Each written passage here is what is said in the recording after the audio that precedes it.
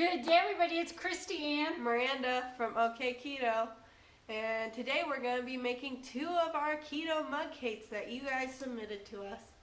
And the way it's going to work is Mom's going to be reading the directions off screen to me, and I'm going to be mixing them into the mug, and then we're going to microwave it up, and then we're both going to test it out. We're doing, like I said, two of them, so we're going to start first with the blueberry one, and then go on to the chocolate cake one. yes, the blueberry one was submitted by Keto for Deb, and I believe it is a Keto Connect recipe. So like Miranda said, I'm going to read to her the directions, and she's going to put it all together for us, and then we're going to taste test it. I'm going to whip it on up. Whip it up. Whip it good. Okay, let's get into it. Alright, now we have everything laid out. We have our mug, which has been well buttered. We have our coconut flour measured out, as well as our butter, our cream cheese, our egg. We have our baking powder, our salt, our liquid stevia, and our blueberries. So, Mom, what's the first direction? Add butter and cream cheese to mug and microwave for 20 seconds. Alright. And then cream cheese. And I'll be right back after I microwave this. Alright, this is what it looks like after it's been microwaved. We're going to mix it together real quick. So it's mixed with the fork. I'm mixing with a fork.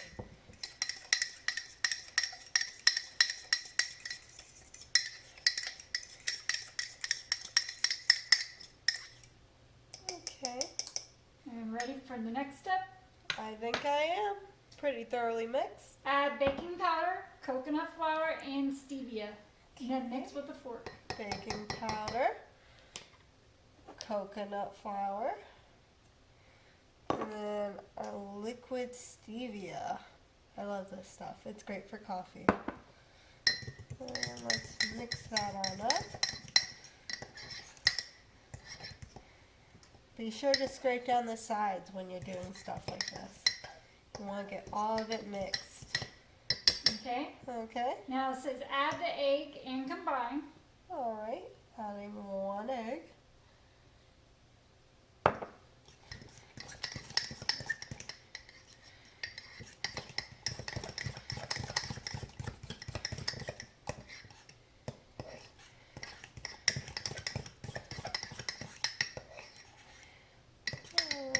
Okay, I would move on to your spatula because now it says add the salt and blueberries and gently fold into mix. Alright. Salt in. And blueberries in. And we're going to gently fold.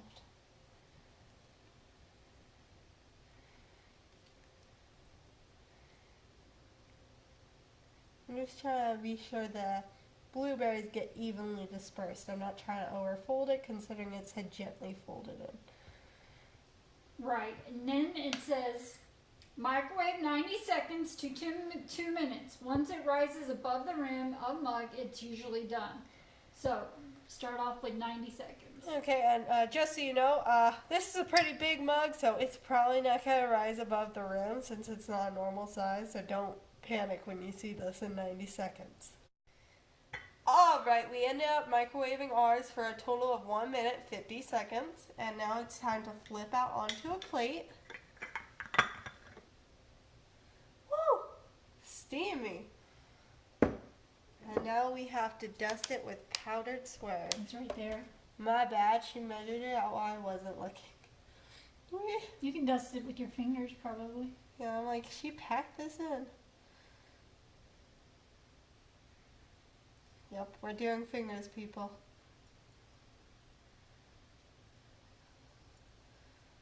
I don't have my mom's flair, if you can't tell. She's so much better at decorating things than me. But anyways, I think it looks pretty. Okay, we're about to taste it for you. Okay, again, here's what it looks like. It looks a lot like sponge cake to me, especially with that texture. It So does. I'm excited. You can still see the steam coming off of it a little bit. I I don't know like if the you camera. can. but we can. It looks delicious.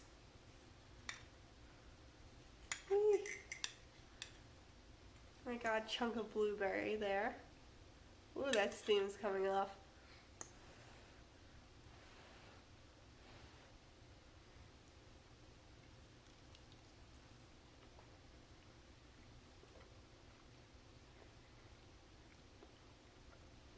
Very salty. Is it? Oh yeah. Woo! Might have been too much salt. Yeah, I would do less salt. definitely. But other than that, like the The texture's texture's good. not bad at all. And considering she went for a second bite, I mean, Mm-hmm. I like it. I just don't want to put myself through that much salt again. The second bite didn't have as much salt as the first bite, but They did have us gently fold in. Maybe we should mix the salt in before we put the blueberries in. yeah, a little too much salt for me. But also I would probably change from the liquid stevia to the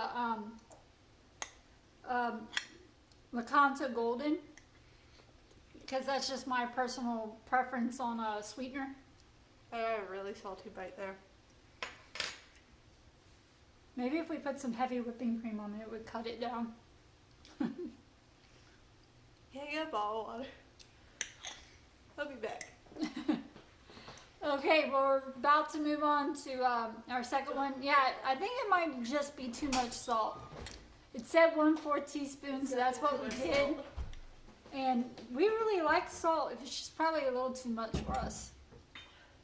I'm actually going to eat another bite, so. That's good for you.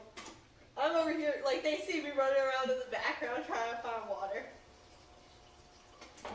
Okay, on to the second one. Okay, so for the next recipe, it was submitted by Susan Atkins. And the recipe is from Lowcarbrecipeideas.com. And it's called Low Carb 80-Second Flourless Chocolate Cake. So, you want to get into the ingredients? Yep, we have our heavy whipping cream. We have our powdered swerve, or confectioner's swerve as some people would say. Our cocoa powder. We have our vanilla extract here, ready to be measured out. Our baking powder and 1 egg. And then we also have a very wide mug right here, very well buttered. Yes, very well buttered. Okay, so she says in a separate bowl, you're going to add your cocoa powder, your powdered swerve, and your baking powder and blend well. All right. Cocoa powder in. Powdered swerve in. And baking powder. And okay. Then we're gonna whip it up good, as Mom says. I'm trying not to let it fly out the bowl. Okay, Mama, what's the next step? In another bowl, you're going to beat the egg. All right. So beat the egg, and then you're going to add the cream and vanilla and mix well. Cream and vanilla. All right, let's beat this egg up a little bit first. And our heavy whipping cream. And then our vanilla.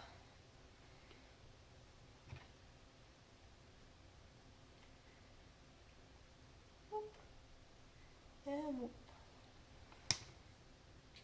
sorry, I like to make sound effects while I'm cooking.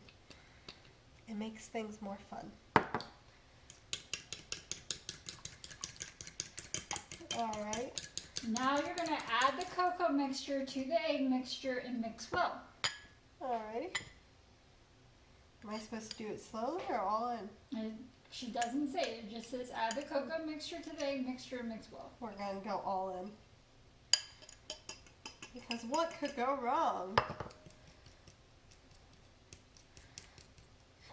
That could go wrong. Sorry for the little bit of fly up. It's kind of like I'm gonna move this out of the way so you can see. No, I'm sorry. It's kind of like a brownie mix. Like, you know how it doesn't adhere right away? Which is making it a bit difficult. Probably should use the bigger bowl. That's why I use a bigger bowl for the full-on mixing. There we go. We're starting to get somewhere. And this next step we've already done is that with a piece of parchment, add a chunk of butter to a soup cup or ramekin dish, approximately 4.5 inches in diameter. Make sure you use a lot of butter to grease the cup, and then you're going to pour the batter into the dish, which we already did that with our soup mug. It would probably be easier if you used your little spatula over there. That's why I was scraping off the excess. Alright. And then it's going to go into a microwave for 80 seconds on high. 80 seconds on high. Our microwave's always on high. Well, known fact.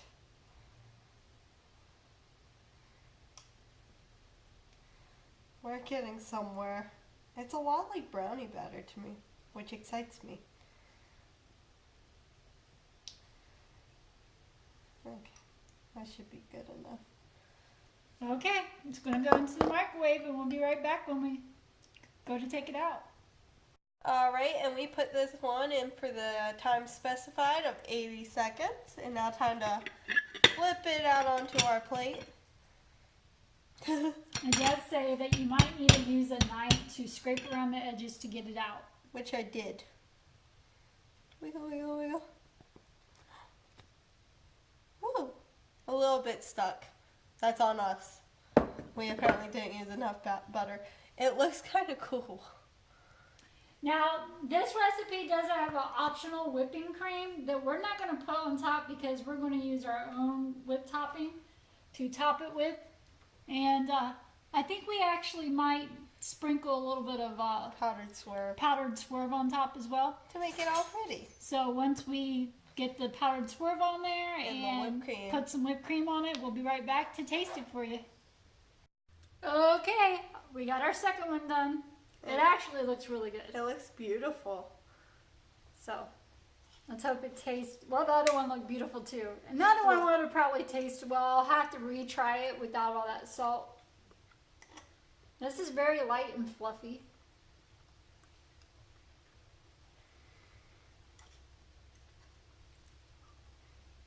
It's good. That's really, really good. It's very, very light. And it has a bunch of air pockets. Mm-hmm. You can see. This one's great. This one I would recommend. I will put a link to this recipe, the website, down in the description box because this would make a great birthday cake. I will say that the cocoa powder that we used is the Hershey's Special Dark because Miranda prefers the Special Dark over the regular. So we did use that. You do see how rich it looks.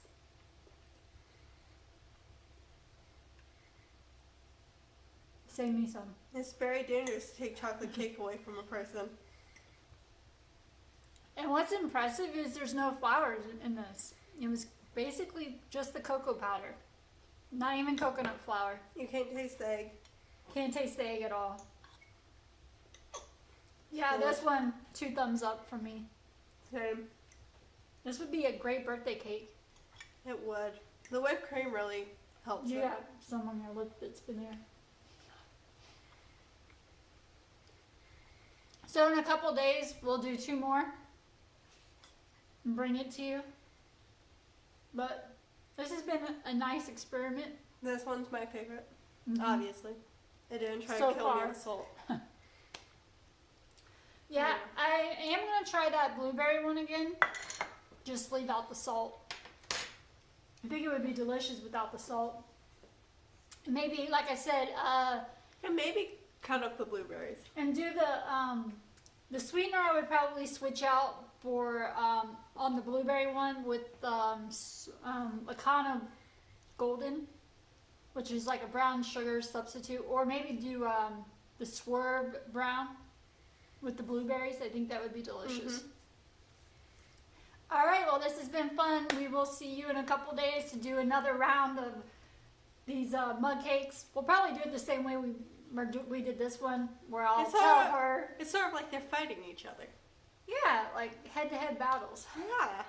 Maybe we'll do a bracket style or something like March Madness. Like March Madness. I think that'd be fun. It will be fun.